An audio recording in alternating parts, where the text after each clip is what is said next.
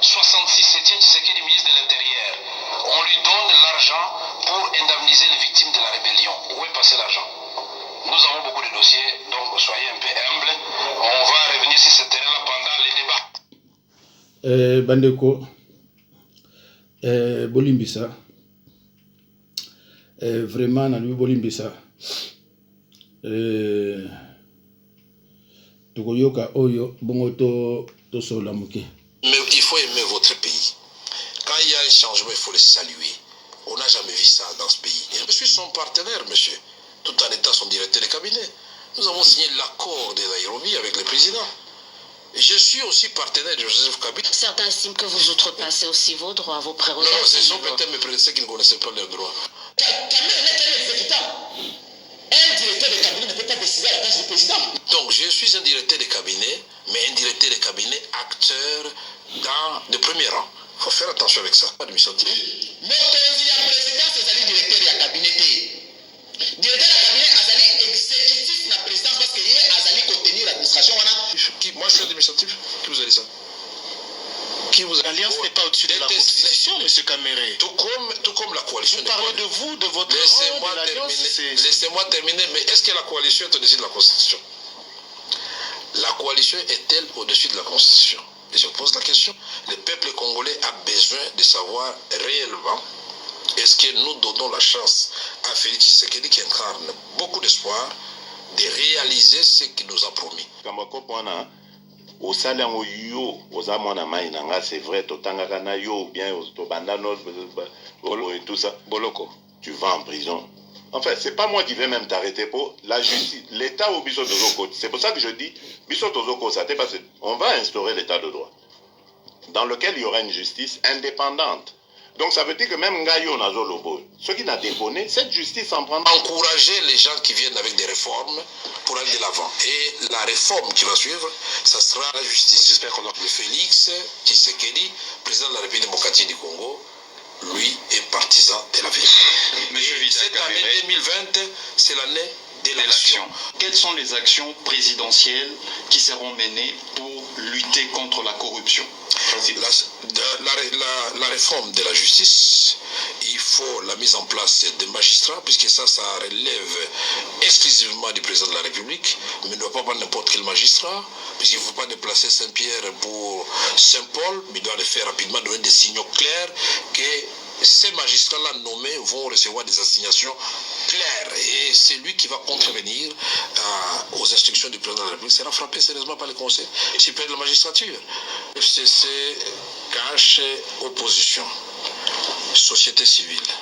Nous sommes tous les hommes, les femmes et les enfants de ce pays. Nous avons un grand pays, 2 345 000 km². Un pays qui a la deuxième forêt du monde. Un pays qui a 54% de toutes les eaux d'Afrique. Un pays qui a 13% de toutes les eaux du monde. Un pays qui a une surface cultivable comparable à la Chine et qui peut donc nourrir l'humanité en ce qui concerne son déficit 2 fois. Un pays qui a Inga, et plus Inga, vous êtes à plus de 100 000 mégawatts, qui peut éclairer l'Afrique, l'Afrique, une partie de l'Asie du sud-ouest, une partie de l'Europe méditerranéenne. Nous avons un pays merveilleux où nous trouvons le sous-sol riche et le sol riche. Alors, ce qui nous manquait, nous l'avons. Un leadership exemplaire. Mais ce qui manque encore, que nous devons faire suffisamment, c'est de construire l'État dans toutes ses prérogatives régaliennes. Une armée républicaine prête à répondre à toute provocation et à sécuriser le territoire national. Une politique professionnelle, une police professionnelle qui protège les Congolaises et les Congolais, tous ceux qui ont choisi le Congo comme leur seconde patrie ou leur point de passage.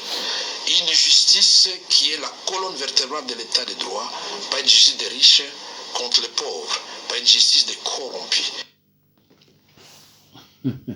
Bandeko mbote na bino nyonso bino tumesa ulandanga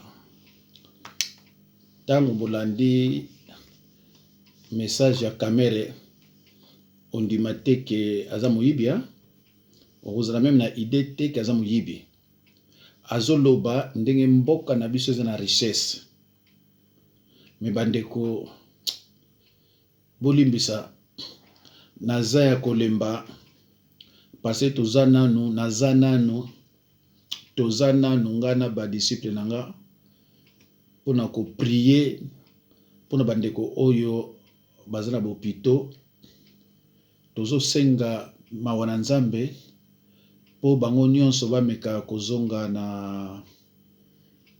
na bandako. Bandeko soki bosisi kotala oyo ekozala 0321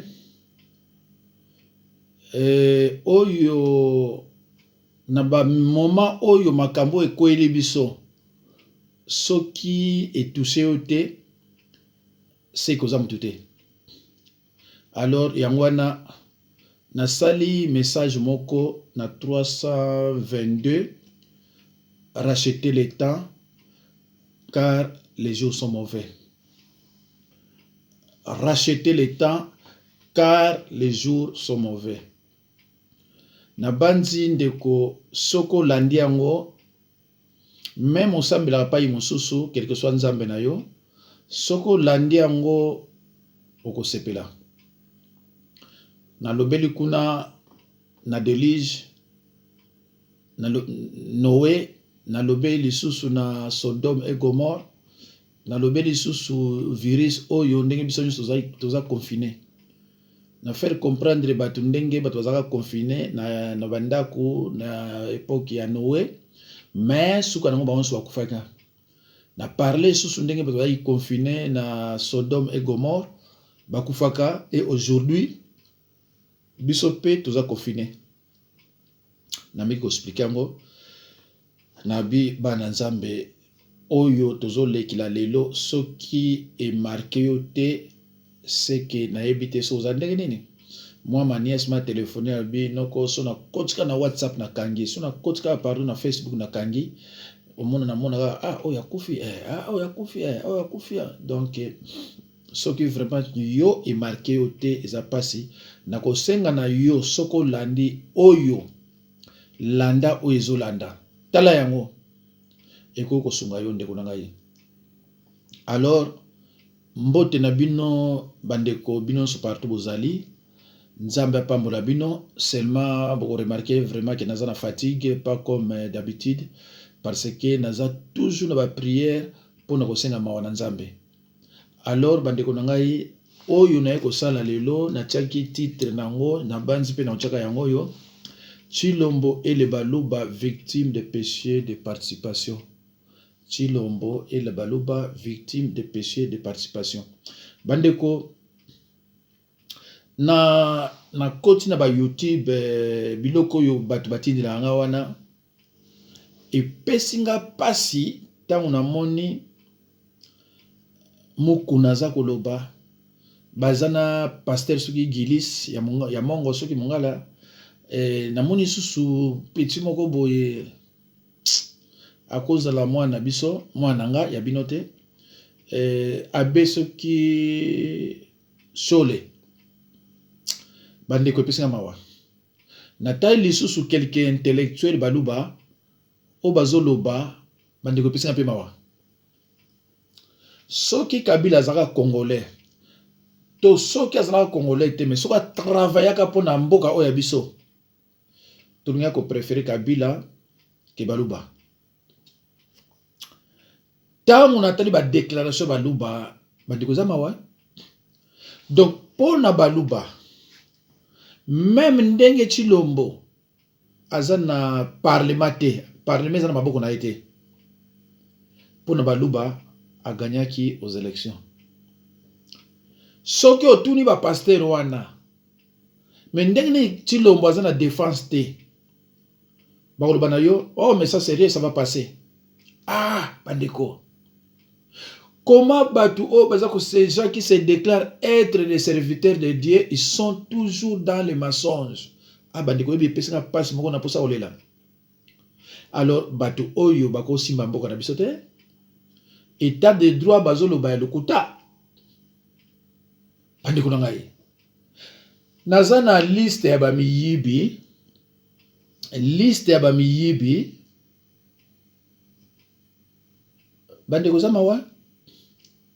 S'il faut kanga bamiyibi, na Tshilombo faut kanga mati. Kamere afongolisa Tshilombo compte moko na mboka bapaya kuna. Kota ba Arabe, kota ba Kuwait, kota bato bakala mbongo ebele wana. Compte ya Tshilombo za kuna. Soki balobi bana ukanga Tshilombo mpe bakanga ye. Bandeko 9 millions. Hôpital mama ye mo ambulance ezate. Bakoso l'hôpital moi kitoko te. Bolimbisanga batone ba caméra, en tout cas bolimbisanga batone ba caméra, baza bato ozuye pendaison. Bolimbisanga.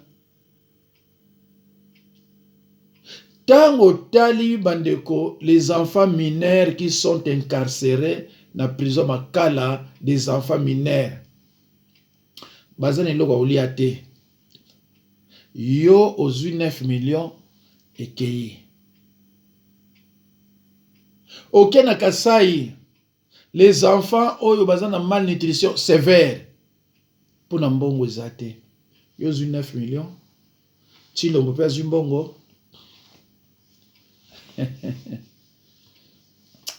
Ndeko Muluba azana motema ya bolingo pe mawate. Combien de fois bandeko nanga bino mtolandanga na loba na bino ke Tshisekedi non Kamere c'était serpent à 17 têtes. Combien de fois na loba yango ngamona musika? Un serpent à 17 têtes Kamere. Les Baluba se permettent même na kofinga Fayulu asa na yelo côté oyo a gagné ki élection Baluba bazo finga yidi. Comment bato kozala boy? Comment bato kozala boy ndeko nanga? Bazo finga Tshilombo nani oyo Madidi asa na yelo côté a gagné yaki na ye pour ko finga ye même nanga. Tshilombo et le Baluba victimes de péchés de participation. Allo bandeko nanga na linga ki na faire comprendre bino tolandanga na Baluba mususu minangolo bana muluba boyeke soki yolandaka nga et que yo kanisaka un jour nga na ko changer position ou bien na ko zala corrompu longola eloko wana nga mkongo na loba ngolo ernso longola eloko wana musala nzambe azalaka côté justice ezali musala nzambe azalaka na milieu du village te. Au côté injustice ou bien côté justice. Musala nzambe azalaka côté justice yali. Musala nzambe azalaka na amour. Amour c'est aimer. Aimer c'est passer plus aux autres qu'à soi-même. Allo bandeko. Namoni ba pasteur wana na ba abbé na ba intellectuel ba pourquoi liwa ezakaka na famille ya Tshilombo na entourage ya Tshilombo pe na famille na ye bandeko wana eza ba leçon moko vraiment ya mike na kati ya Bible. Soki mutu aza ko se déclarer kaza pasteur abbé aza ko mituna ndengo na ndeko na eza mawa mingi yangwana na lobi Tshilombo et le Baluba victime de péché de participation. Bato ebele bandeko na mokili toza nango ba okendeli felo kaka pona péché de participation, un péché fatal.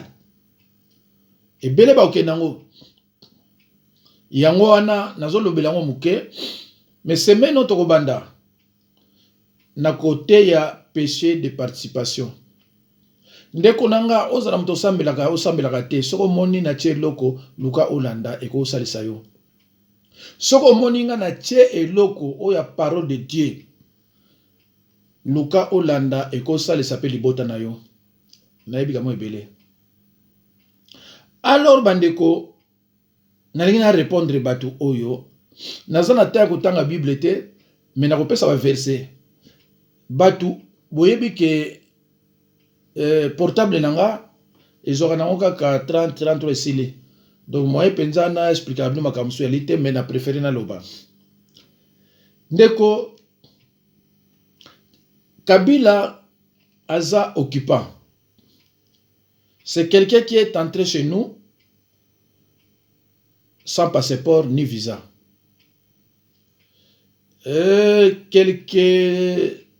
Quelques mois après, il s'est autoproclamé président de la République, chez nous à l'âge de 29 ans. C'est-à-dire, à Koutaki Paya Namboka Nabiso Basular, pour mutu oyo aye na sans passeport sans visa, batu bazawana, mon amoké moko âge à 29 ans, aye azibino pouvoir. C'est triste, hein? Et ça sonne même pour nous expliquer on ne batu mboka mususu. Et ça mawa. Pourquoi? Parce que l'autorité congolaise, ba politicien congolais, ba sakanaka na pouvoir, ba sakanaka na mboka, ba mesanaka depuis époque ya Mobutu ya argent facile, ba sakanaka na mboka. To viva qui 32 ans, ba yeko benga na président na biso, ba yeko kuta armée zate. On va expliquer on ndeni. Bayo kutra moko na bisoko armée zate ba kutra moko calme banda kuna tina na kin bayo kuta armée zate ezamawa alors bande kuna ngai tout le temps na lobaka Kabila yaki pour balkaniser et exterminer nyoso mi balona na lobaka na chaka et de coordination conjonction de coordination na chaka on kati balkaniser et exterminer.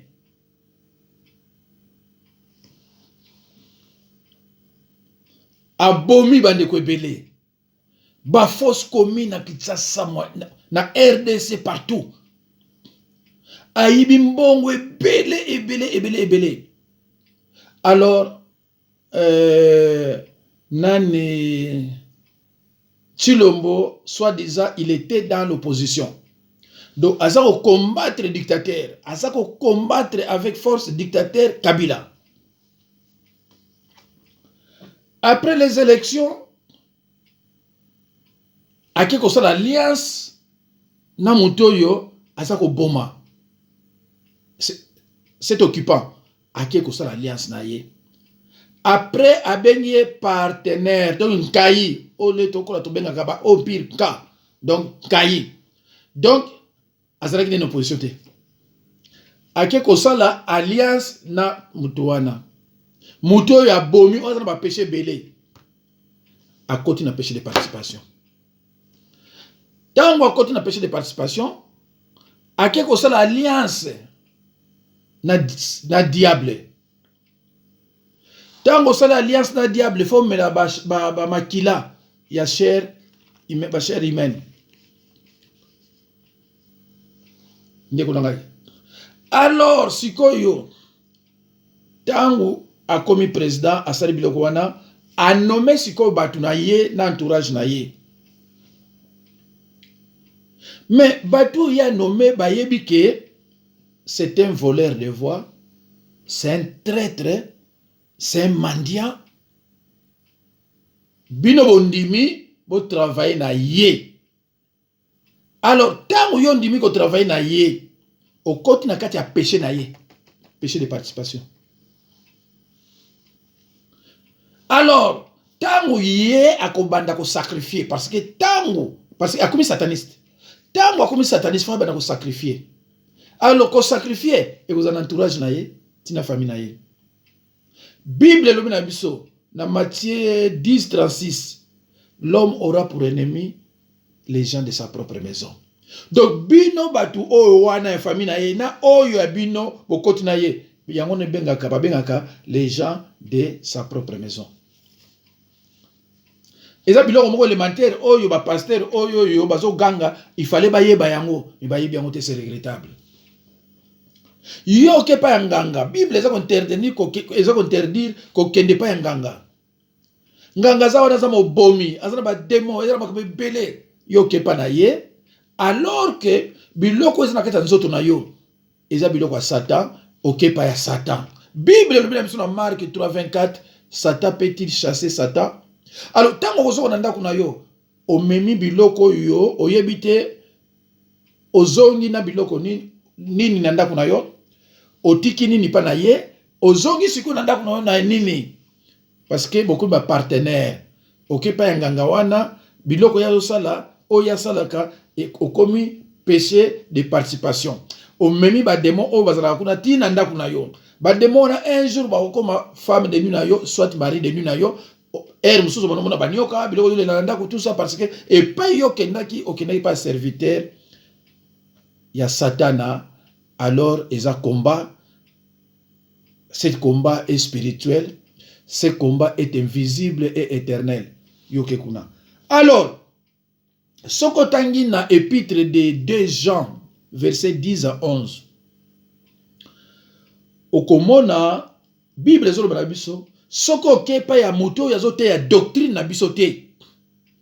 Oko kota na kati ya péché de participation. C'est pour cela vraiment fona te ya mikolo ya na mardi ou bien dimanche na ba tunangai. Soki na silesi nati yango na yo ti po aider bato nyonso. Alors bandeko na ngai, péché nyonso ezalaka na conséquence na yango. Bandeko na ngai bino zolanda ngai, péché nyonso ozalo samelaka pa na biso te, ozalo samelaka banzambe nini, mais péché nyonso ezalaka na conséquence na yango. C'est pour cela bandeko na ngai bozomona ba conséquence ya ba péché wana eza ko boma. Oh pourquoi ce boma baluba oh mais banani ba ko sala contre le péché de participation et na prévenir bino que si na nte mikolo ya ba mso wa kufa to yebite ba mama art soki ba ko sala e ko yela ba ndenge nini na ba chilombo ba moko yango na bonumoni bandeko nanga na loba ina chilombo na peso 15 jours na peso 15 jours au renoncer soit to ki ma ambassade oloba. C'était une contrainte. Nazaki nanga présidenté, bandomaki ngai te. Mais batiaki nga biloko nyonso oyo yali question na ndimité et kwelanga babe. Parce que ezati lombote mutakangisi kamere. Baluba bazokanisa ke baluba baza eza mamingi baluba. Comment bakozala na mémoire pour kusene wana.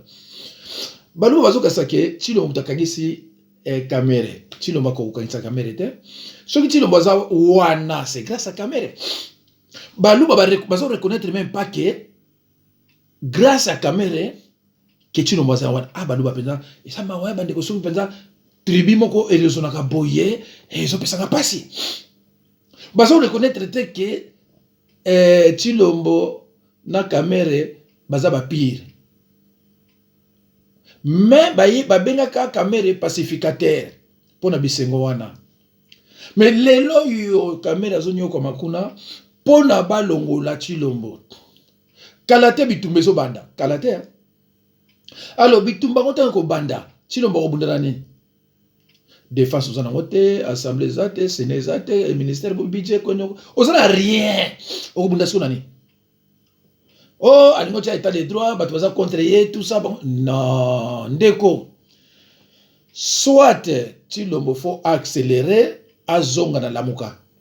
Soki azongi na lamuka, alobi en clairement ngai na zongi na lamuka, nazana fayulu, toko na fayulu, tango bako menacer yende toko kota bitumba wana. Parce que asengi bolimbisi na peuple congolais, alobi bolimbisa nga, mais ezalaki kowela biso ka tozwa pouvoir moto yokana. Mais na minute oyo totelema biso nyonso poto bengana.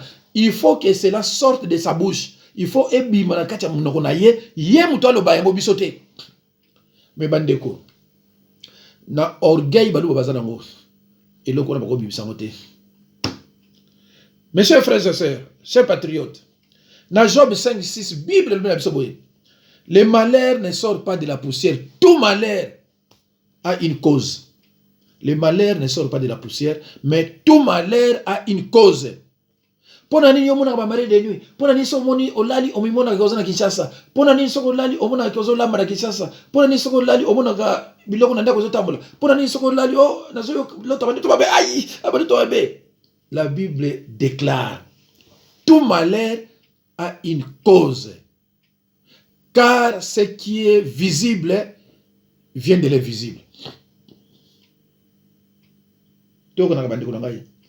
Et là, comment il a yoté ce qui cause ça.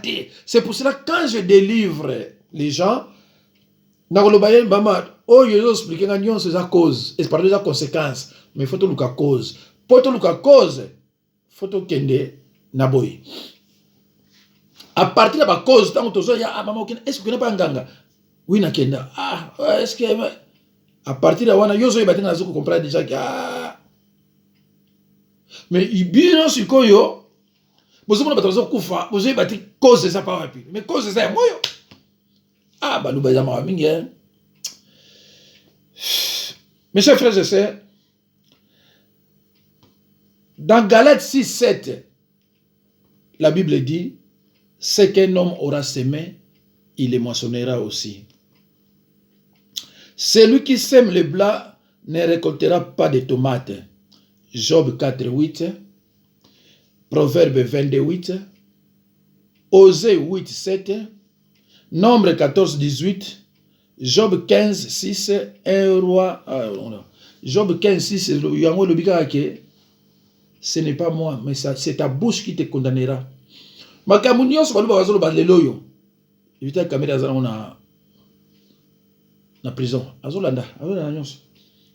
Ndeko nangai, c'est qu'un homme aura semé, il les moissonnera. Ndeko, verset Oyo, nakoluka mkonate ya yango.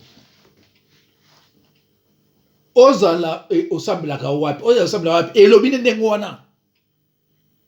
C'est un principe divin. C'est qu'un homme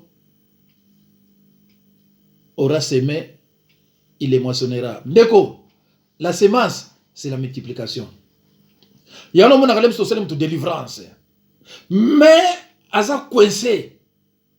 Bilo monsieur est kimi. Mais monsieur est tikali. Pour nanini, la semence, c'est la multiplication. Si on connaît l'idée sur moko, nguba moko, on a 10, 15, 20. C'est comme ça aussi avec le péché non confessé.